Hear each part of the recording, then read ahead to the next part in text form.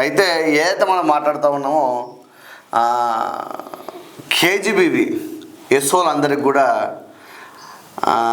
అడ్వాన్స్గా మహిళా దినోత్సవ శుభాకాంక్షలు. ఎందుకోసం అంటే ఓన్లీ కేజీబీగా అందుకే మరి అంటే రేపు అందరికీ చెప్దాం.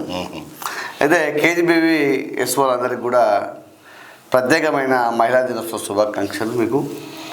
అలాగే నేను ఏదైతే ఇన్ఫర్మేషన్ అడిగినానో అది ఇప్పటివరకు 45 రోజులు దాటిపోయింది. నేను అప్పీల్ అధికారికి కూడా మళ్ళీ లెటర్ పెట్టడం జరిగింది. జిల్లా కలెక్టర్ గారు కూడా తీసుకోండి మీరు వారు ఇస్తారని చెప్పడం జరిగింది.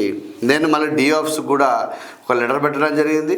అంటే ఎన్ని రోజులు అయిపోయింది ఎట్లా లెటర్ పెట్టడం జరిగింది. అయితే ఇక్కడ విషయం ఏంటంటే చెన్నూరు నుంచి ఎస్ఓ గారు మేము ఇస్తామని చెప్పి 72 పేజీలు మేము ఇస్తాము, దానికి సంబంధించిన 144 రూపాయలు డీడీ తీయమని కూడా వారు చెప్పడం జరిగింది.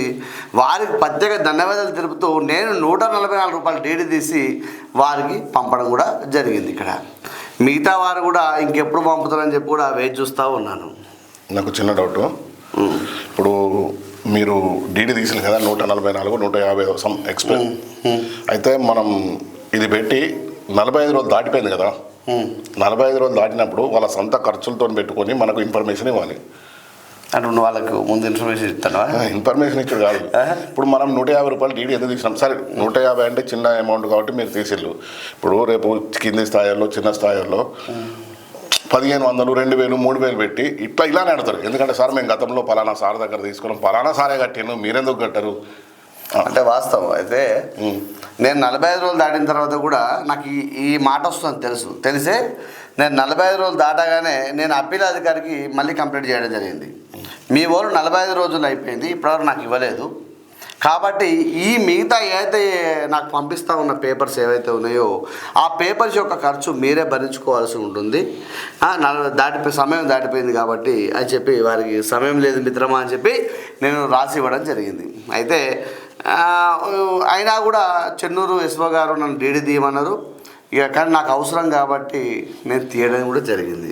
కానీ వాస్తవానికి తీసే అవసరం ఉండదు.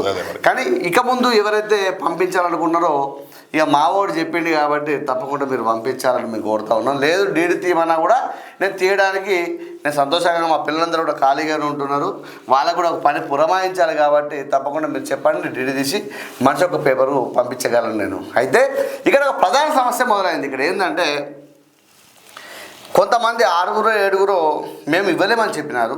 చెన్నూరు ఎస్ఓ గారు ఇస్తా అని చెప్పడం జరిగింది.